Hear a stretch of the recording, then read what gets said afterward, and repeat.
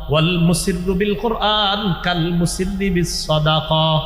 যে ব্যক্তি একটু উঁচু আওয়াজে কোরআন পড়ে সে প্রকাশ্যে সৎকাকারীর মতো, যে ব্যক্তি একটু নিম্ন আওয়াজে কোরআন পড়ে সে গোপনে সৎকাকারীর মতো। তাহলে কোরআন দুই ভাবে পড়া যায়। সহিহ বুখারীর বর্ণনা 5011 নম্বর হাদিস।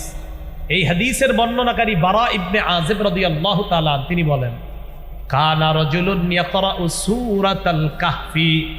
এক ব্যক্তি সূরা কাহফ তেলাওয়াত করছিল। কোন সূরা? কাহফ। ওয়া ইলা জানিবিহি হিসানুন মারবুতুন বিশাতানাইন।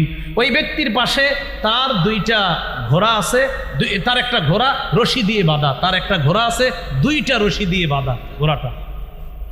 তো উনি যখন কোরআন তেলাওয়াত করতেছে, ফাতাগাশাতু সাহাবা, ওই ঘোড়ার উপরে আকাশের মেঘ আইসা তারে ছায়া দিতেছে, ঘোড়ারে একটা মেঘের মতো দেখা যাইতেছে।